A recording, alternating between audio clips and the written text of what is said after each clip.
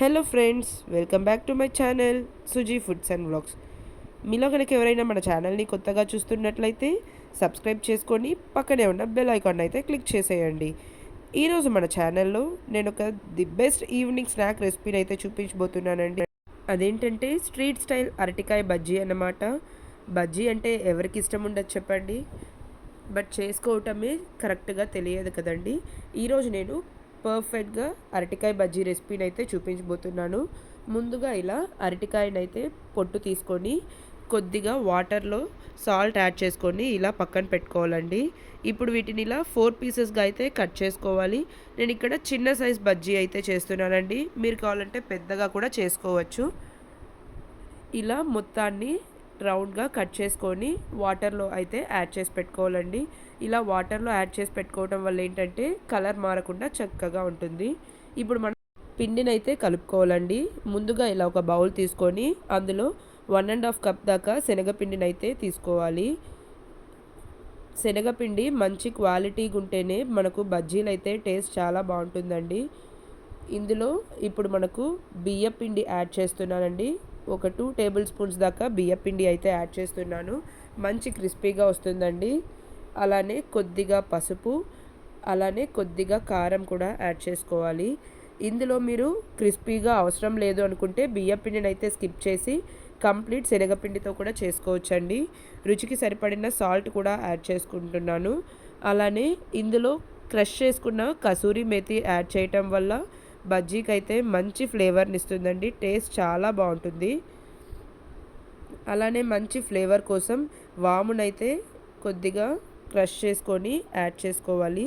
వాము యాడ్ చేయటం వల్ల ఫ్లేవర్ బాగుంటుంది, అలానే డైజెషన్కి కూడా చాలా బాగా హెల్ప్ అవుతుందండి.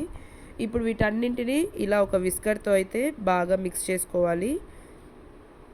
మీరు డైరెక్ట్ హ్యాండ్తో కూడా కలుపుకోవచ్చండి. ఇప్పుడు ఇలా బాగా పిండి మొత్తాన్ని కలుపుకున్న తర్వాత కొద్దిగా వాటర్ యాడ్ చేసుకుంటూ బజ్జీల పిండిలాగా కలుపుకోవాలండి.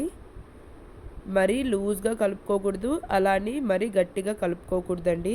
ఇలా కొద్దిగా వాటర్ యాడ్ చేసుకుంటూ బాగా కలుపుకోవాలి. చూసారా, ఇలా ఈ కన్సిస్టెన్సీ ఉంటే సరిపోతుందండి. మరి లూజ్గా కలుపుకున్నారు అంటే మనకు బజ్జీలు అయితే కరెక్ట్గా రాదండి. మనకు బజ్జీ అయితే కొంచెం సాఫ్ట్గా రావటానికి కొద్దిగా వంట సోడా కూడా యాడ్ చేసుకొని అంతా ఒకసారి బాగా కలుపుకోవాలి.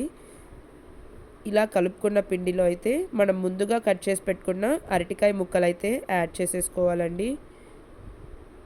నాకైతే అరటికాయ బజ్జీ చాలా ఇష్టం అండి. మీలో ఎంతమందికి అరటికాయ బజ్జీ అంటే ఇష్టమో నాకైతే కామెంట్ బాక్స్లో షేర్ చేయండి. చూసారా, ఇలా పిండి మొత్తాన్ని అరటికాయ ముక్కలకి అయితే పట్టించుకొని ముందుగానే నేను డీప్ ఫ్రైకి సరిపడా ఆయిల్ని అయితే హీట్ చేసుకున్నానండి.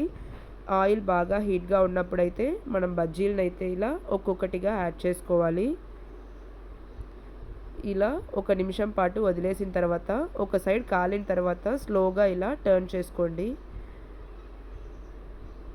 మీకు ఏ బజ్జీ ఇష్టమని చెప్పేది నాకైతే కామెంట్ బాక్స్లో మెన్షన్ చేయండి. నాకైతే అరటికాయ బజ్జీ చాలా ఇష్టం అండి. స్ట్రీట్ స్టైల్ అరటికాయ బజ్జీ అనమాట. ఇలా నేనైతే చిన్నగా చేసుకుంటున్నాను. మీరు కావాలంటే పెద్దగా కూడా చేసుకోవచ్చండి. చూసారా, ఇలా 2 వైపులా చక్కగా గోల్డెన్ బ్రౌన్ కలర్ వచ్చే వరకు కాల్చుకోవాలి. మనకు పిండి అనేది కరెక్ట్గా కలుపుకున్నాము అంటే బజ్జీ పర్ఫెక్ట్గా వస్తుందండి. ఇలా 2 వైపులా చక్కగా కాలిన తర్వాత ఇలా ఒక గిన్నెలోకి అయితే ట్రాన్స్ఫర్ చేసుకోవాలి. అలానే మిగిలిన అరటికాయతో కూడా బజ్జీ చేసుకొని తీసుకోవాలండి. అంతే అండి, ఎంతో సింపుల్గా ఉండే మన అరటికాయ బజ్జీ అయితే రెడీ అయిపోయింది. చూసారు కదా ఎంత సింపుల్ ప్రాసెస్ అని. ఇవి అలానే తిన్నా బాగుంటుంది, లేకుంటే ఇలా కొద్దిగా ఆనియన్స్ లేకుంటే ఏదైనా రెడ్ చట్నీతో కూడా సర్వ్ చేసుకోవచ్చండి. చాలా బాగుంటుంది. ఈవినింగ్ స్నాక్స్ అయితే చాలా బాగా ఎంజాయ్ చేయొచ్చు. ఇప్పుడు నేను ఈ అరటికాయ బజ్జీ యూస్ చేసుకొని ఇలా ముంత మసాలా అయితే ప్రిపేర్ చేస్తున్నానండి. ఈ ముంత మసాలా కూడా మాకు చాలా ఫేవరెట్ అండి. చాలా బాగుంటుంది. ఒక్కసారి తిన్నారంటే మళ్ళీ తినాలనిపిస్తుంది. ఇలా ఒక మిక్సింగ్ బౌల్ తీసుకొని ఇందులోకైతే 1 కప్ బొరుగులు అయితే తీసుకోవాలండి. ఇందులోనే మనం ముందుగా ప్రిపేర్ చేసుకున్న బజ్జీ ఉన్నాయి కదండి, వాటిని ఇలా చిన్న పీసెస్గా కట్ చేసుకొని యాడ్ చేసుకోవాలి. ఇప్పుడు వీటన్నింటినీ ఇలా బాగా మ్యాష్ చేసుకుంటూ చక్కగా కలుపుకోవాలండి.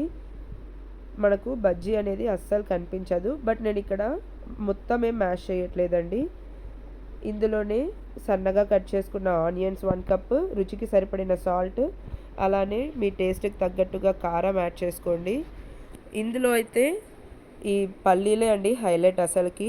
ఇవి రోస్ట్ చేసుకున్న శనగగింజలైనా యాడ్ చేసుకోవచ్చు, లేకుంటే ఫ్రై చేసుకున్నవైనా యాడ్ చేసుకోవచ్చు. అలానే కొద్దిగా నిమ్మరసం కూడా యాడ్ చేసుకోవాలి. ఇక్కడ నేను సన్న కారపూస అయితే యాడ్ చేస్తున్నానండి.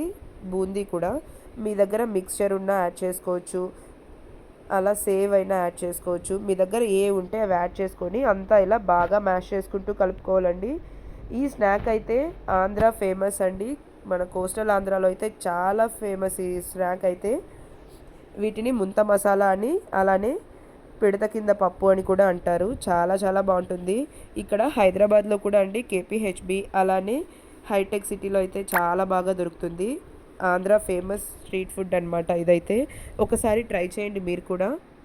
ఈ 2 స్నాక్స్ని మీరు కూడా ఒకసారి ట్రై చేయండి. ట్రై చేసి మీకు ఎలా కుదిరిందో కామెంట్ బాక్స్లో నాతో షేర్ చేసుకోండి. చాలా సింపుల్గా చేసుకోవచ్చు కదండి. వీడియో కనుక నచ్చినట్లయితే లైక్ చేయండి, షేర్ చేయండి, అలానే మన ఛానల్ని సబ్స్క్రైబ్ చేసుకొని సపోర్ట్ చేయండి. Thanks for watching. మళ్ళీ ఒక ఇంట్రెస్టింగ్ వీడియోతో మీ ముందుకు వస్తానండి. Please like, share and subscribe to my channel.